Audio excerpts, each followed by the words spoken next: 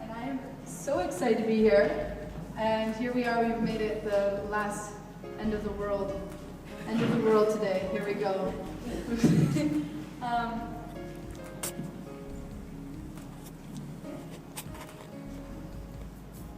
I just want to say that I am super honored to be here today. This is a very significant day for so many reasons, and I know that people have things to do and places to be this time of year, and I'm just so honored that all of you showed up and you're here. And I know you were expecting a lot more people, but this is Sarnia, and it's probably going to trickle in bits and pieces because that's what we do here. We're on our own little time zone. So I just want to say that it's absolutely, I'm so honored to be here with amazing young people who want to make a difference and want to make things happen. And this whole event, I have to say that I was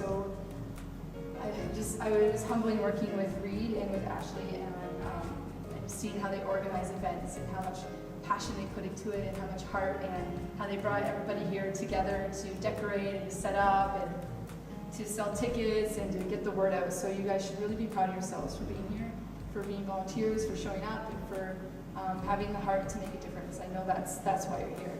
So thank you for having me, and this is a significant day, as I told you, being December 21st, 2012, the end of the world. We're still here, we've survived. Today I got a message from a friend of mine in Korea saying, oh, it's 3 o'clock in the morning, we're still here, it's all good. So, does anybody know what the story is behind this date? Mayan granite rock space. Yeah, Mayan granite rock space, yeah, absolutely. So, I'm going to tell you about that, but first of all, raise your hand if you tend to zone out. I'm one of them too. So, I want to talk to you about that, but I also want to give you a bit of a strategy that's going to help you out with that zoning out. Raise your hand if you can sit and watch a movie, no problem, or sit and do a video game, no problem, but you're in a classroom and you're gone.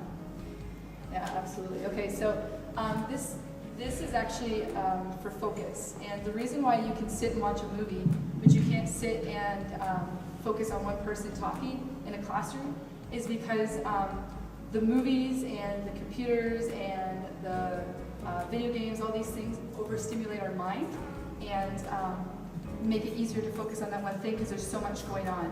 And we've been programmed in an overstimulating culture. So what I'm going to teach you right now is something that you can use anytime.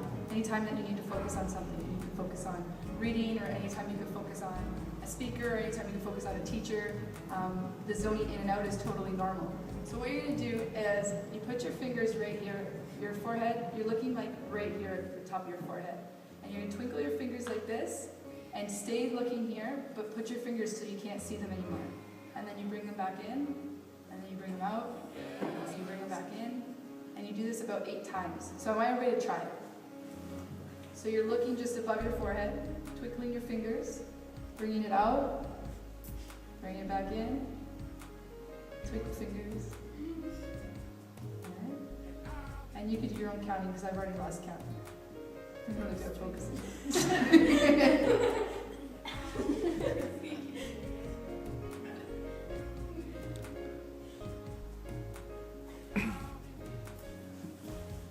So what that happens is it increases your peripheral vision. So the stimulation that's coming into your sight now and into your consciousness is bigger.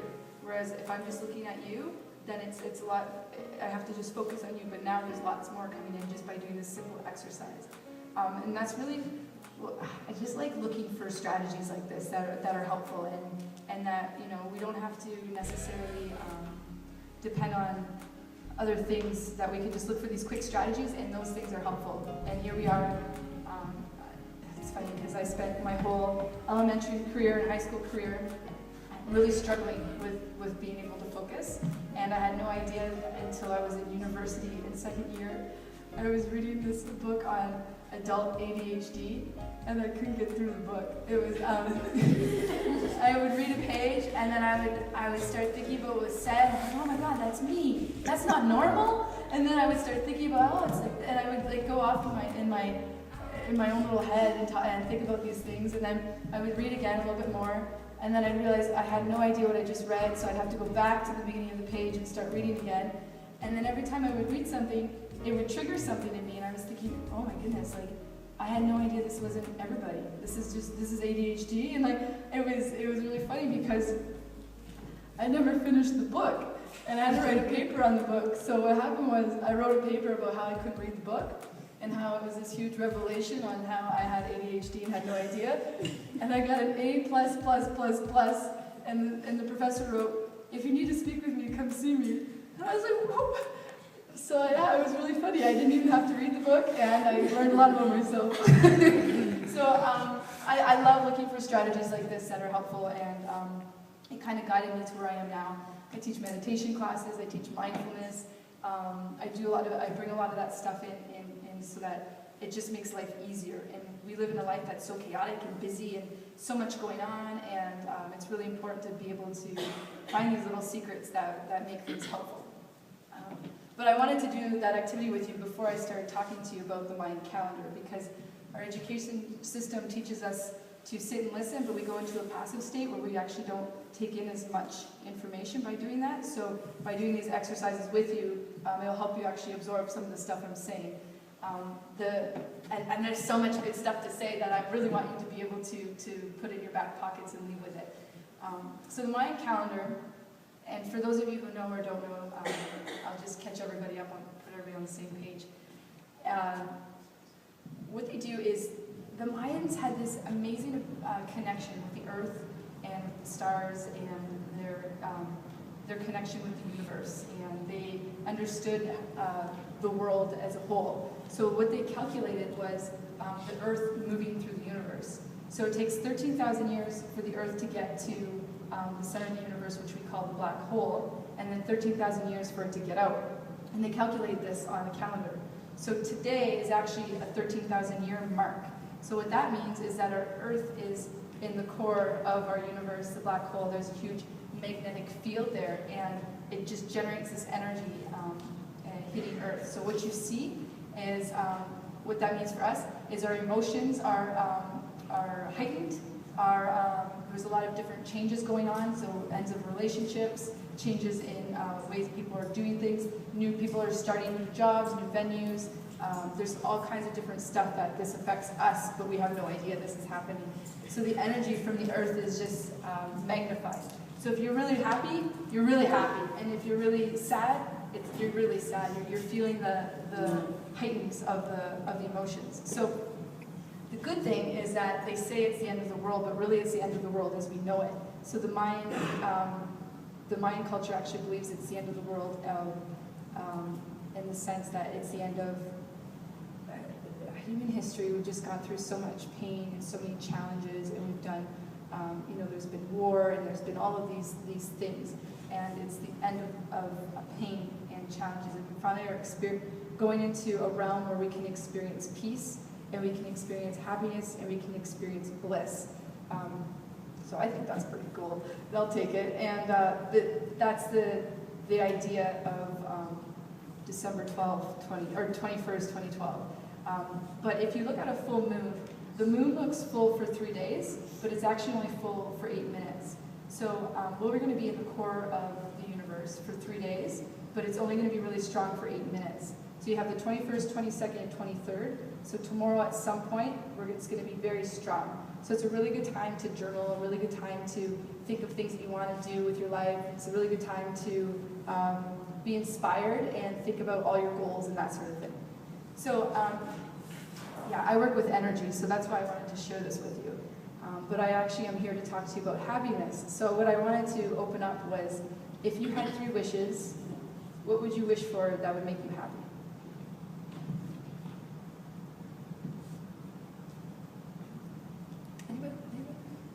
Anybody?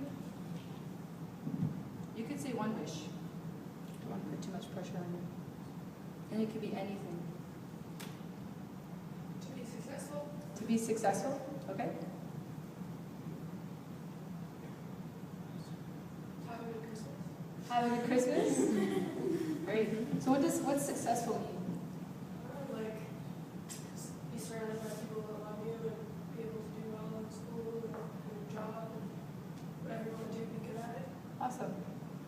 raise your hand if that's something that you can relate to that as a desire. Awesome. Okay. Any other wishes? Yes. End world hunger. Yep, that's a big one. And that would bring you happiness? Yeah, just to know that not every, like, even when you're happy, you know in the background there's somebody else that's suffering. And to me, personally, that takes away my happiness. So I just want to have that kind of reassurance that everybody is kind of at peace and satisfied. That's beautiful. That's beautiful. Did you have your hand up? Yeah. I wish Stephen Harper would stop treating First Nations or any Native people wrong like he is now. Excellent. Any other wishes?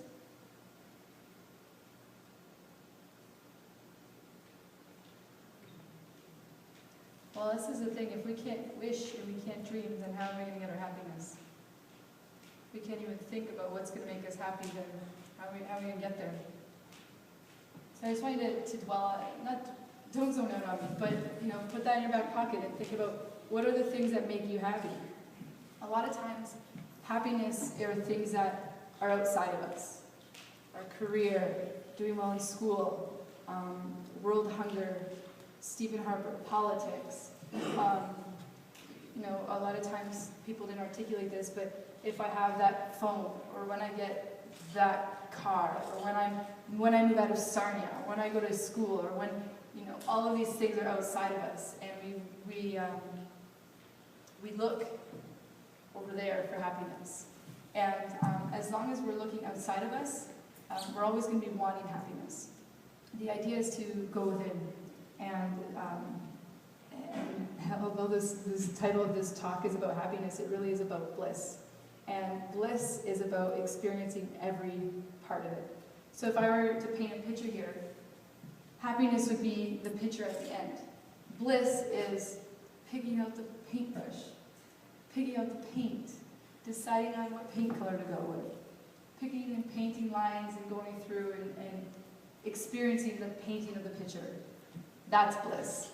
And that really should be our ultimate goal, is to experience bliss where we're enjoying the journey and we're not always looking for the destination. So I wanted to share a little something with you, and just going to see if I can reach.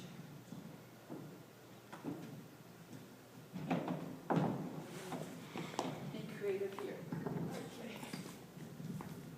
Okay, so I'm really big on visuals, so I feel like that helps me, and hopefully it'll help you too. So this here is a glass of water.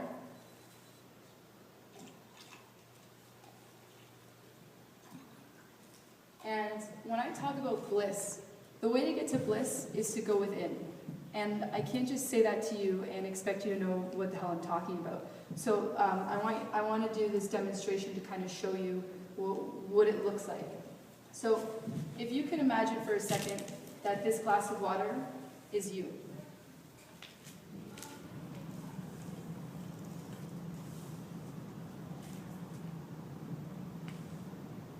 This, I think, is, I grabbed sugar, so that's sugar. What tends to happen in life is we have people in our life that stir things up. And when they stir things up, our water looks cloudy. And we think, those people made our water cloudy. It was the spoon, and I don't know what the fork this is doing here, but these are our teachers. And they stir us up, they stir us up, they stir us up, and we get cloudy. And we think, it was the fork and fork that got us cloudy. It was the spoon that got us cloudy. And we think, you got me cloudy.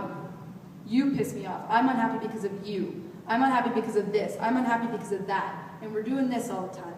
And as soon as we do this, we have 3 fingers pointing back at us. As soon as we point the finger at somebody else, there are 3 more pointing back at us. So what does that mean? That means if our water was clean, it wouldn't matter who stirred it because it would look clean. But when our water is cloudy, when it gets stirred, it gets even more cloudy. And we wonder, we think it's everything else, but really it's going within. So what we have here is there are some people that come into our life. I like to think of it as like a hula hoop. If you're standing in the hula hoop, that's like the center of our universe, okay? So we're in the center of our hula hoop. And people come into that hula hoop, and sometimes they piss us off, and people come into that hula hoop, and sometimes they make us frustrated. And those people can be our spoons and forks and knives and whatever else you want to use metaphorically. Some of those people are unhelpful, and we need to just go like this. Some of those people can actually help get some of that particle out. You know, we can look to those people for support, we can look to those people for guidance, and we can take some of those particles out. Sometimes, you know, we just have to like strain the water. Sometimes we have to, maybe take one sugar at a time. Sometimes we want to do things big and fast, so we're going to just empty up the whole glass and then fill it up with new water, and then we're going to have clean water. So what does this mean? What is this Laura Persichetti girl telling me about going within? Like, I have sugar in my stomach I need to get rid of? No. So our cloudy water can be experiences, they can be events, they can be people or interactions, things that happen to us that cause pain or hurt, events or relationships that cause hurt, and we hold on to those things, and those things create particles in here. And those particles can also be beliefs that we unconsciously have and have no idea that we have them. So pretty much our whole life, people are telling us what to do. When you're a kid, sit this way, do this, put your shoes on, take your jacket off, do this, do that, do this when, do this here, why do we zone out? So when you get older, then it's like you're being told when to go to class, you're being told to get your homework done, you're being told get a job, you're being told be responsible, you're just constantly being told what to do. And there's other things that are happening that are telling us what to do as well. Media, marketing, being told we have to look a certain way, we have to act a certain way. We need this product in order for us to be pretty. We need that product in order for us to be happy. We need this product in order for us to be successful. And successful means we have that car, this house, that white picket fence, and the golden retriever on the side, on the inside. And we're just bombarded with all of this stuff. And it's all on an unconscious level. So the idea tonight is to just awaken a little bit and look at what is coming at you and decide, is it work for you? Is it helping you out? Or is it something that you need to take out of your little pool of water here and put to the side and use things like the spoons to help you clear some of this stuff out? So that's the idea. You wouldn't be here today if you didn't have experiences that cause pain. I'm supposed to talk about happiness at the suicide prevention awareness event. And we're all here today because we've been affected by that. And we've had experiences, and we've had losses, and there's lots of grief. And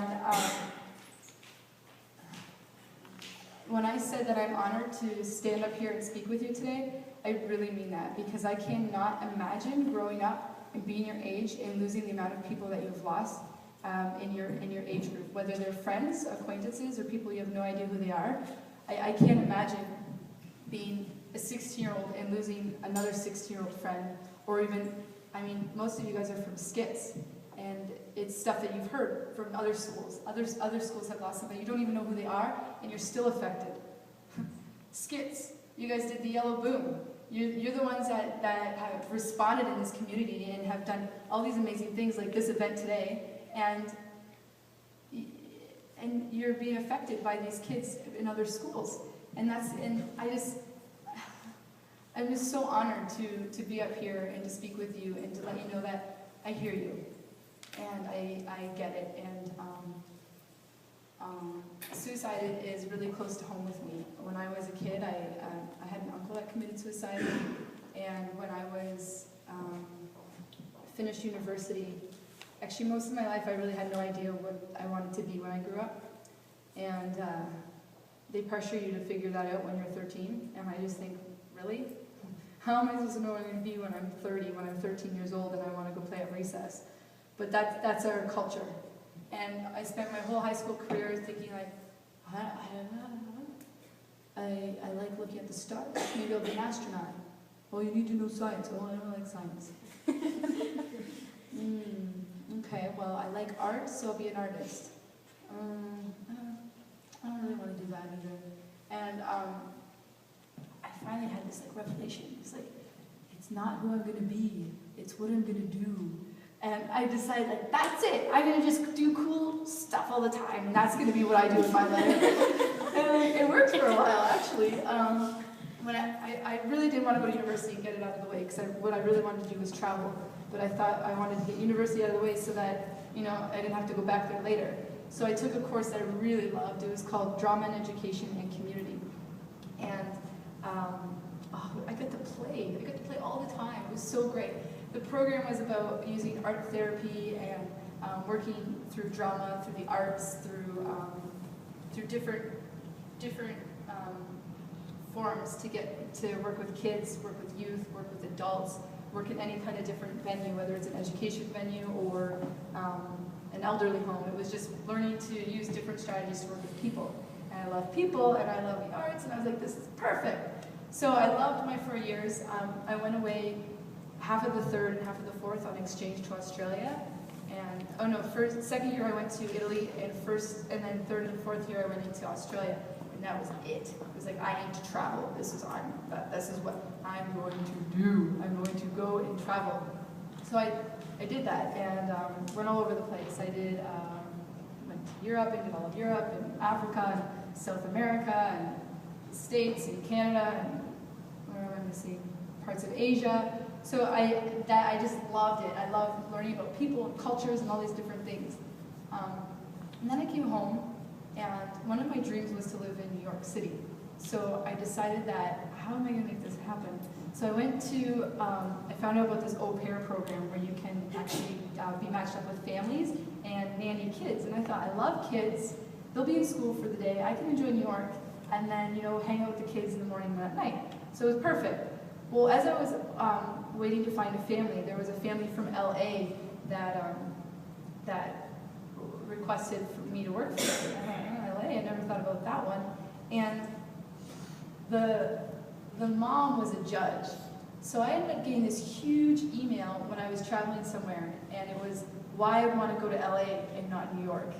And I thought, and she really won me over. She was like, everything I want in New York, but in LA, and it's hot. And I was like, that sells for sure, I'm in. So I agreed to work with this family, and I got to go to New York City for the training. I was really excited about that. But just before I went, I actually traveled to Haiti through a Rajon trip, and it was mind-blowing. Working with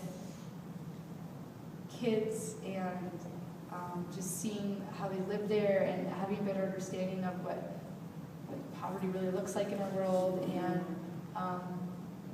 it really just opened me up in a way that I wasn't expecting. And I remember this one little girl who, she couldn't walk, and she was in this one home where there was the boys on one floor and then the girls on the bottom floor, and it was dark and cold and concrete walls, and all of a sudden I look and there's this one girl and she's like waving at me, and while everybody else is in cribs and in beds, and it's just this dreary space, and one little kid that's like, I'm going to that kid. So I went over to her, and all of a sudden she's in my arms. And I just thought, okay, so she's singing and laughing, and she's just having a riot. And all of a sudden I realized that all these other kids are in their beds in cribs looking at us, and I'm thinking, okay, like I can make this work. So I started like flying her through the room and like giving all these other kids hugs, and like the energy of the room just completely lifted. It was so amazing. But then she says to me, walk, walk. And in Haiti, they speak Creole, and I was like, how do you know English? I was like, okay, so I let her go on her feet, and I'm behind her holding that onto her arms, and she's walking. She brings me all the way up to the top, and she's just loving it, like just loving life, and I'm just so connected to this kid. And then all of a sudden the bell rings and the volunteers have to go and eat dinner. And I'm thinking, oh. So I tell her, okay, we have to go down now.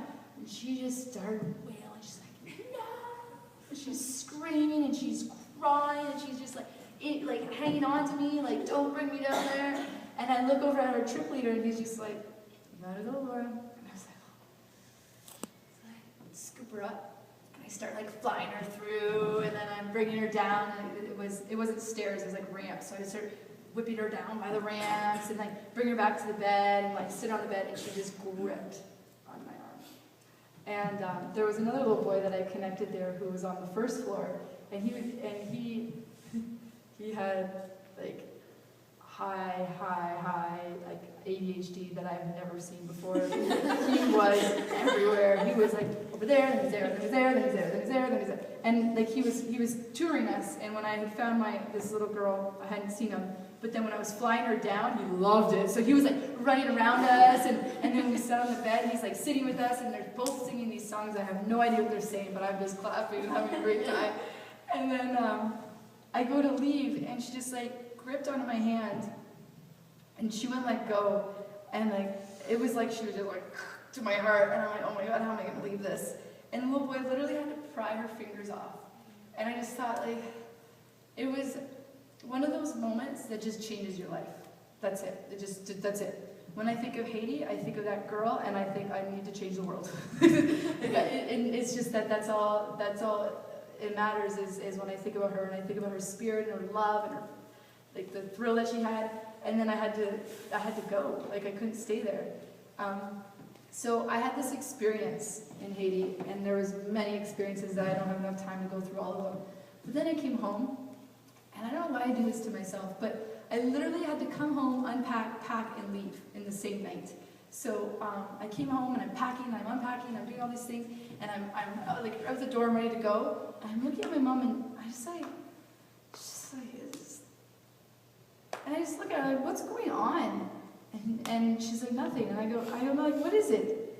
And my best friend's mom had cancer, and she died that day. And my mom just didn't tell me. And we're in the car when she finally told me, and I was like how am I going to go to New York? I can't go to New York now.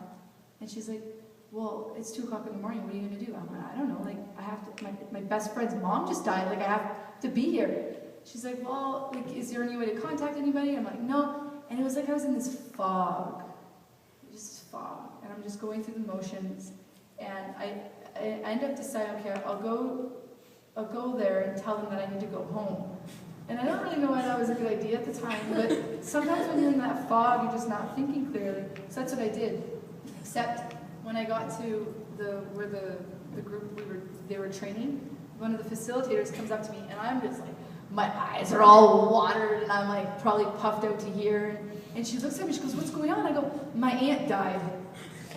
And I'm like, and she's just like, oh my god. I go, I don't know why I'm here. Like I just came here to tell you, but like I need to go home. And she's like, okay, well we'll sort this out. Like no problem. So she tells me that she's gonna call the mom, the judge, and she's like, oh yeah, they're not gonna have a problem at all. And I'm thinking, I think they're gonna have a problem. And they're like, no, they're not gonna have a problem. Like we'll talk to them. I'm like, okay.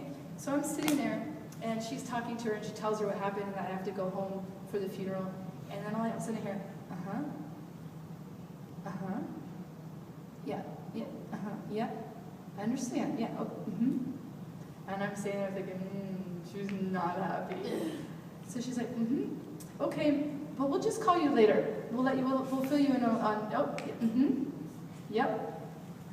So she gets off the phone, and I'm just looking at her. I go, it didn't go good, did she? Did it? And she goes, no, like I can't believe it. I just thought the family would understand. And I go, she goes, well, you know what? Like, if you want to match up with another family, I will honor that, and we'll set you up with someone else. I'm thinking, no, it's okay. Like, I just need to get home. So I sorted out all the fights and made it home, sorted out all the fights, and then I went back to her and I was like, you know what? I don't think I can go with this family. Like, I just spent a week in Haiti where I've seen like poverty like I've never seen. Then I'm gonna go to LA. It's like rags to riches. And she can't even understand that there was a death in the family, and and like that I need to go home for the funeral. Like, that's not somebody I want to spend a year with. And she's like, I completely understand. So she's like, we'll take care of it, no problem. So I went home for this funeral, and afterwards, I just felt so lost. I had finished, I was working at the community girls' home, and I stopped working there in order to leave for a year. It's like I stopped everything in order to go for a year. So I went home, and it was just this, like, what's next? And I got really down. I was like getting into a depression, thinking like, what am I gonna do with my life? What am I gonna be? Like, you know, and this question just constantly kept coming up, and I had no idea anymore. I wanted to go to New York, and now I was home, and I was just down in the dumps. So I decided I'm gonna write cards to all the people in my life who have always been there, who always showed up, who always, you know, sent a card to me, who always, you know, just made a difference to me. I'm gonna write cards to them and tell them how grateful I am for them, and that's what I'm gonna do.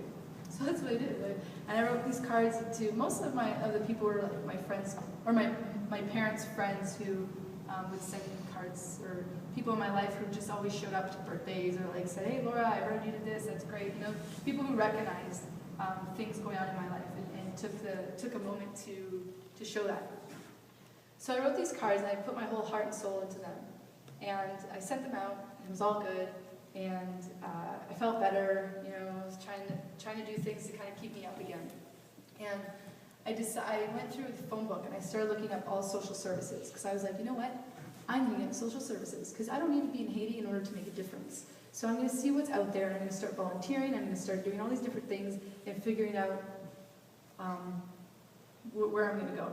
So I got into the Family Counseling Center, and I did, actually before that, I was just applying to a bunch of different places. And I was handing out resumes one day, and I decided to stop by my grandparents to just say hi. And I walked inside, and my grandmother's on the phone, and she's screaming in Italian. And she's saying, Morta, morta, which means she's dead, she's dead. And she's bawling, she's screaming, and I'm like, who? Like, who are you talking about? What's going on? What's going on? What's going on? She's like, your Aunt Sarah.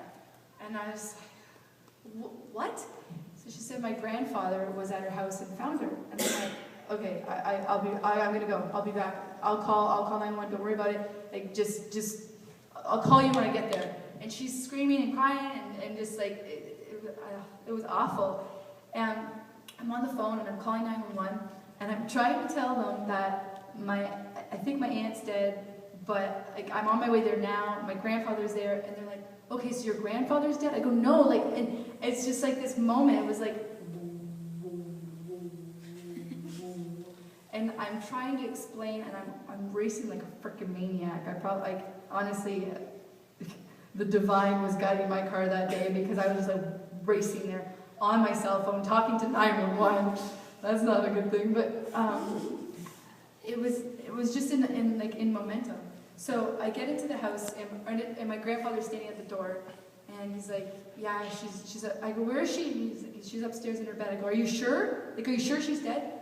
He's like, well, you could go look. So I go upstairs, and she's laying on her bed, and I check her pulse, and she's dead.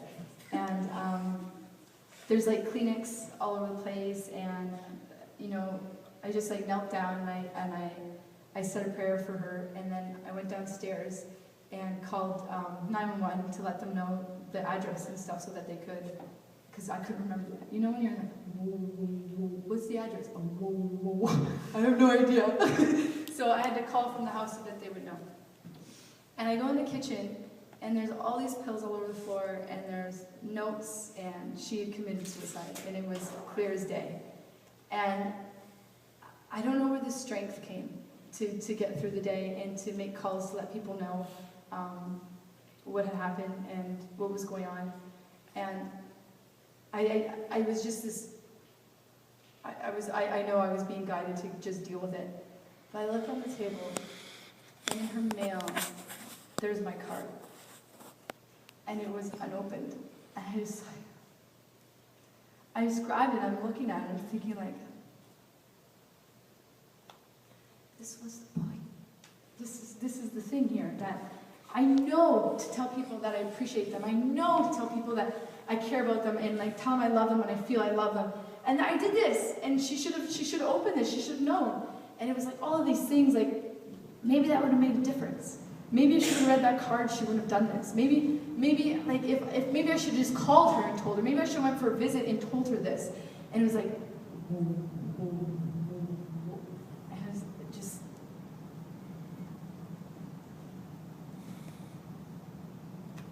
What are you gonna do? She didn't open it. And she's dead now, and if everybody was just a mess. Because my Aunt Sarah was just this beautiful soul. Like she was this beautiful soul. And she's the one that always talked about like prayer and Jesus and all of these like spiritual things and just the stuff. That's not the person you would expect to do something like this. But she had fibromyalgia, and she was in a lot of pain. She was in a lot of pain. And you know, when somebody's in so much pain, and when you make her laugh, and she's like, "You gotta stop! I'm in too much pain for laughing." And you know, when she comes, you go to visit, and she's sitting there, and she's like, I need to go lay down because I'm in too much pain. She can't even sit in her chair. She can't even smile too much because her cheeks are going to hurt and it's going to pull out her neck. Fibromyalgia is, you know, it's what I like to call something they give a name for something they don't know what it is. Fibromyalgia is like when you have the flu and you feel that achy pain, or arthritis is in the I don't know. Fibromyalgia is like muscle, like ache and pain. But she had it big time. So I get it. You know, if you're in that much pain, whether it's physical or emotional, I get it. Why couldn't you read the card? You know, why couldn't you get this card? And we all have experiences like this. We all have experiences like this, where, you know, it might not be losing somebody, but, you know, we're here tonight because our community has been so affected by suicide. And we get to choose what to do after, because we're left here to figure it out. And we had two amazing individuals who said, you know what, I want to make a difference in our community, and I want to start an organization that brings people together for a good reason, so that we can offer hope and love, and we can offer, tell people that there's something else out there. To tell people that you know what, I get it. I get you have tears. I get you're in pain. I get that there's shit out there that you're going through, but there's something else. There's something that we can push towards. There's something that if we come together and we work together and we have this joy or happiness, you know, maybe it's out there, but at least if we're looking for it, we keep pushing, we're gonna get there. And this is that kind of event. This is why you're here today. You're here today because in the midst of all that crap that's going on, you know that it's important to come together and to enjoy life and to experience your friends and to do things that are uplifting, because that's the thing that's going to get you through. And we all have our experiences. We all have our dirty water. We all have pains that came from relationships. We all have all of these things that have happened to us. And it's what we make them mean that makes all the difference. If I made it mean that my Aunt Sarah killed herself because she didn't get my card, that would have destroyed me. But I had to make it mean that my Aunt Sarah knew what's in this card. She knew. I opened the card and I read it to her so that she would, you know, she would know. And we have to make things mean something so it gets us through. And this could be anything, you know. We could get into a huge accident and crash, and we can make it mean like, you know, this is the worst day of my life, and da-da-da-da, or we could be grateful that we survived the crash. Or, you know, I don't know if some of you have listened to Dan Edwards speak. He's another local speaker, and he had an accident, and he's in a wheelchair now. And, you know, that he's a young kid like you guys, or was young when it happened, and he made it mean that family is important. He made it mean that I can be grateful for my life. He made it mean that I can still do something with my life, you know? And those are the people we need to look up to. Those are the people that we need to surround ourselves with. The ones who make it mean something to push through. The ones who make it mean that we're gonna stand together, we're gonna have fun, we're gonna get through this, And yeah, you know what? This fucking hurts. I'm in so much freaking pain because I lost a friend, or I had this horrible experience, or my parents suck, or I don't have parents, or whatever it is that is your story. You can make it mean whatever you want. So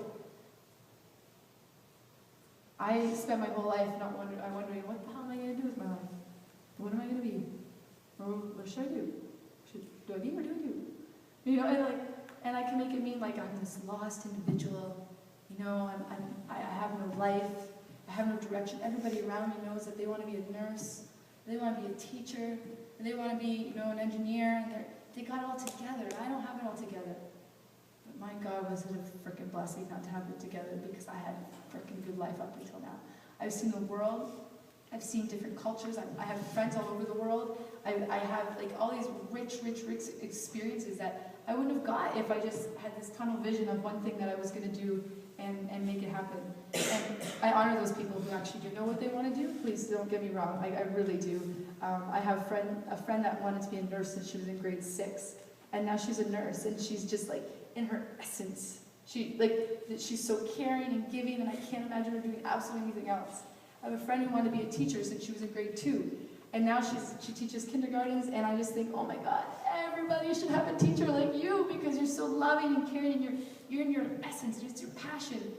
And that's the idea, is we have to find our passion. We have to think about the things that make us happy. We have to wish and dream in order to be happy. If we just sit here, I don't know what makes me happy. Pizza? Should I say pizza? You know, we have to at least, you know, start to envision it in order for it to happen, because the thing is energy follows thought.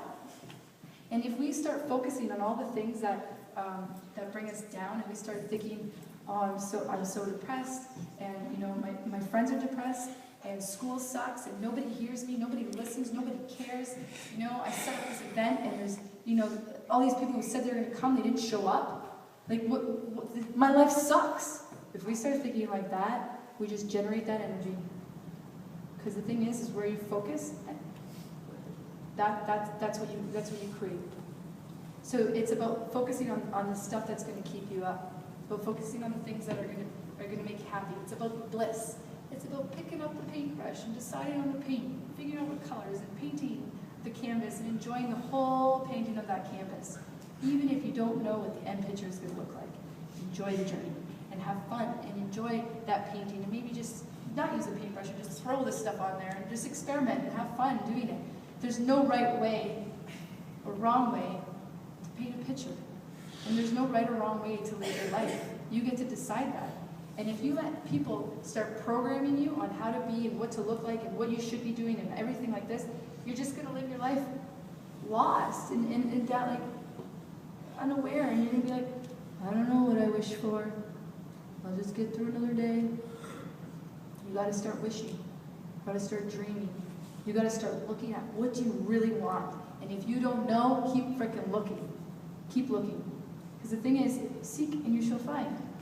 That's how it works. And if you're looking at all the things that make you happy and all the things that bring you up, and you keep looking at that stuff, you're just going to be skipping through while you're looking. You're going to be in the blissful state of while you're painting your picture. And that's the thing, is you don't need to have it all figured out. And one of the quotes I love is that not all those who wander are lost. I just love that one. It just like rings for me. Because the thing is like, when you're wandering, and this is one of the things I learned in traveling, is when you plan it, it never goes as planned. And it's always the best when it doesn't go as planned. When you get lost and you find something really cool that you never would have looked at or seen if you didn't get lost. And that's the thing, is that when we go through life and things don't go our way, and things don't go as planned, it's not about being angry and frustrated about that and thinking, oh, this is the worst thing, why didn't it go as planned? It's about enjoying the way it went and figuring out what can you be thankful for in the way that it went. Because the fact that my Aunt Sarah committed suicide got me back on track. That's when I started going like, I need to focus on making a difference. Whereas before I'm thinking, I'm going to go to LA and I'm going to maybe audition for stuff and be a big superstar and like, you know, and I was going down that place because there was something in me that knew that I was supposed to be something big. I was supposed to do something big in my life. I was supposed to there was something, and I didn't know what it was, and I'm like, what's big in our world? Celebrities. So that's kind of where I wanted to be. And then when my Aunt Sarah died, I just went on this different path that I never would have went on if this didn't happen. You know, I started getting into working on the within, working on how do I get these particles out? How do I do that? And you know, that's when I started getting into meditation and mindfulness and soul searching and understanding that the body, and that this is our home. This is our home. This is where we live, is in this body. This is our number one tool. We really need to understand that there's so much to us. Our mind, our body, our spirit, our heart, and our cell phone. And I really mean that, because that cell phone is like a third hand for our culture. And we need to know what's happening, because we're like Pavlov dog. Every time that beep goes, every time the ringer, I could be in the best conversation with you, and my ringer goes off, and it's like, oh yeah, okay, and I have no idea. Like, we have to be mindful of everything that's coming in. Everybody in your life who's talking to you and who's sharing with you, think. Just take a step back and think to yourself, do I need this information, or do I not need this information? You have to be the guard of your mind. That's the idea here, is you got to guard what's coming in and pick the stuff that's going to empower you, and the stuff that's not going to empower you, don't let it in. Surround yourself with people that are going to make you happy, make you smile. Surround yourself with people that you can depend on and laugh with and enjoy, and you know, it's called a peer group. And as an adult, I can't look at you and say, you know, you need this, and this. You need to figure out what you need. And that's looking through your cloudy water. I cannot tell you what is making your water cloudy. I can't tell you what spoons and forks are in there, and I can't tell you how to scoop it out. I could just offer you that there is another way, and that it's so worth getting that crap out of there, because life is blissful. You can enjoy life, and it can be fun. And when you find that passion, and you'll know, and you probably already know, it's kind of been buried a little bit, and you gotta unbury it. And you know, the best thing to do is kind of think of, what did you love when you were a kid? You know, was it Lego? Was it the arts? Was it singing? Was it dancing? Was it making things? Like you gotta tap into that and look into your inner child and say, hey, what's going on in there? What's your passion? What did you come here to do? Because we get bombarded with stuff, and we just get buried underneath it all. We have to like sweep through all of that stuff. There's this amazing statue in Thailand, and it's in the middle of the jungle. Well, they found it in the middle of the jungle. It just looked like this big pile of gunk. And they started, I don't know who did it, but they went through and they started taking the stuff off of this pile. They're digging through it. And as they peeled this, and they peeled that, and they peeled this, and they peeled that, it was this beautiful golden statue of a Buddha. Gold, pure gold. And it's like 50 feet, like it's huge. And it's pure gold, like it's just crazy. And that's what it is we spend our early years in life, we're pulling all this stuff in, and you know, our parents tell us things, and we're like, okay. And then all of a sudden our friend tells us something different, we're like, what? But you said, and then it's true. And then we go through, we're trying to figure it all out. And that's the idea, it's just take some time to figure it out. Take some time to see what is it that works for you, and what it is that makes you tick. What is it that burns that fire within you, that makes you excited? What makes you excited about something? You know, is it when you're with people, or is it when you isolate off and you journal and you write and you got to figure out what it is for you. And I just think that it's so worth looking for. So I personally think that you're never too old to have a story read to you. So I have a story that I want to read to you. And it's just a summary of what I'm saying here. And I love it. I just love this story. I use it a lot. I sometimes read it by myself. Because I like it. And the first time it came to my attention was when I was with my nephew. He's 4 years old. And He's so great. He's just got this, he's just so beautiful. And that's why I love working with young people, with youth and with kids, because you still got the fire, you still got the passion, you still got it there. And it's just a matter of what do you need in order to let it flourish. And my nephew is in love. He's 4 years old, and he has this little girl in his classroom named Alex, which is really ironic because when I was in kindergarten, I was in love with an Alex, but it was a boy. And he moved away, and I was heartbroken. So yesterday, as soon as I say my nephew, I have to tell a story about him, but I will tell you this story as well. So he comes to my mom, he's like, oh, he calls my mom Nonna, which is grandmother in Italian. No, I need to get a present for Alex. And I was like, what do you mean? Like, I just love her, Nonna, and it has to be something beautiful, and it has to be something that she's gonna really like help me out, Nonna, like, what do you have? I know you got lots of stuff. Because my mom, she has all these bins of gifts and stuff. She's like, okay, leave the room for 2 minutes. I'll go through and figure it out, because some of his presents were there too. So he leaves, and she gets a few things out, and he comes back, and she's like, okay, well, I have this journal. You could give her a journal with a pen, or, there's these magnets. And he goes, oh, you know what? I need the magnets. I'll take the magnets. And he's like, I need a journal with a pen. And mom goes, or you can give her this. And it's this plastic flower that's in this plastic case. That's what I'm gonna give her. That's it, Nonna. Can we put a tag on it with her name on it? And my mom's like, okay. So he's so excited, and he got this plastic flower, and he put it in his boot so he would remember and bring it to school the next day. And I just think you're never too young to feel that feeling of love. You're never too young to feel that feeling. That is the fire. That is the passion. And we need to fuel that, because there's two options in life. One is love, and one is fear. And we are so programmed to be scared into fear. It's unbelievable. I can't get into that now. We don't have enough time. But we're programmed to be scared and to go through life like sheep.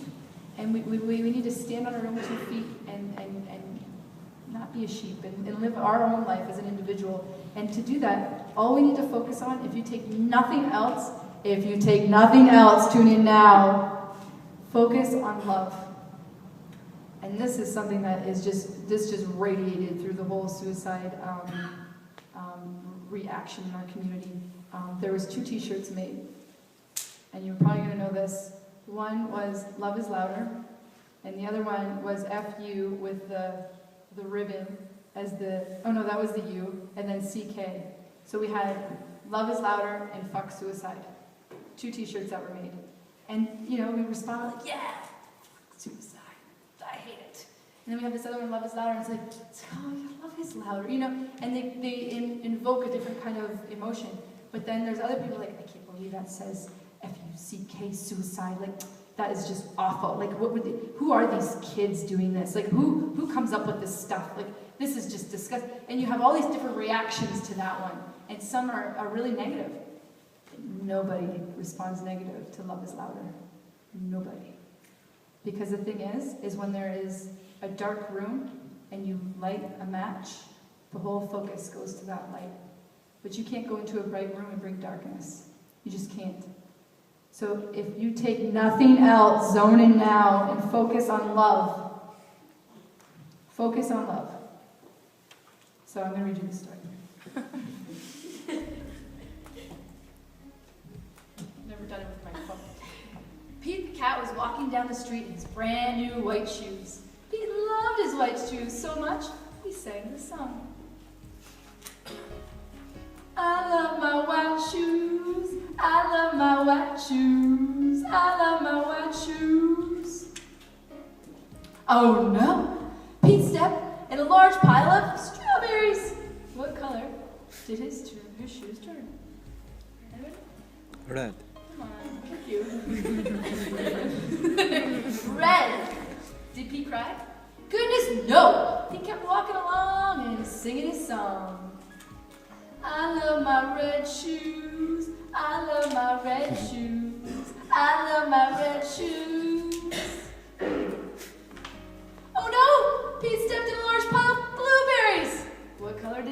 his shoes turn? Blue. Purple? See, everybody has a different perspective in life. Blue! Blueberry. Blue. Did Pete cry?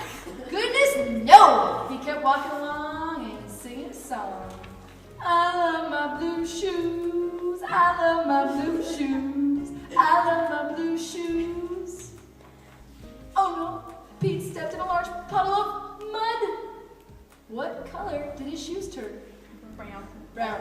Yes, we all know the color of shit. And we all have some in our life. Those are particles in our water.